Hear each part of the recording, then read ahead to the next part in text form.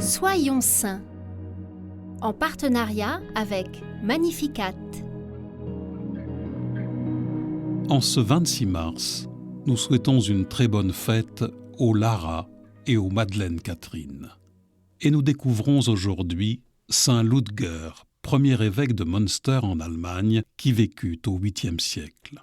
Ludger est né aux alentours d'Utrecht, dans la région alors appelée Frise, dans une famille de notables chrétiens. Il fréquente le séminaire de la ville et est le disciple de saint Grégoire d'Utrecht.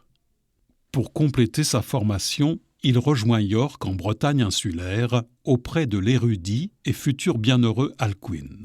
Ils deviennent tous deux rapidement de grands amis.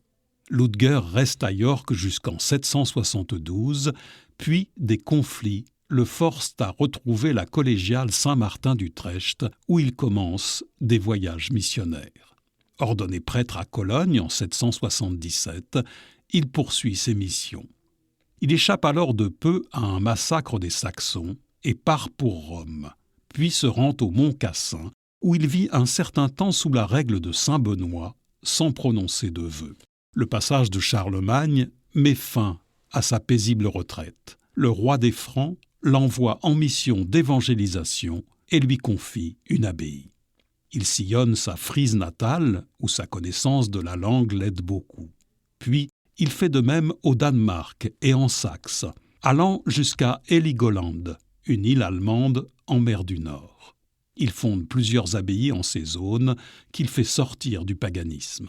Ordonné évêque en 805, il établit son siège à Münster, en Westphalie, où il avait implanté un monastère.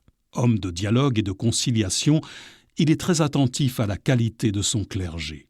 En 798, il accompagne Charlemagne sur un champ de bataille à la fin de la campagne de la Saxe.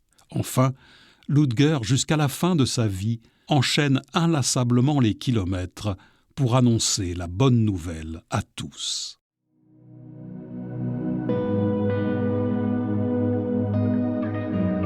En avançant au large, Ludger répondit à l'appel du Christ en le laissant monter dans sa barque et assista alors à une pêche miraculeuse.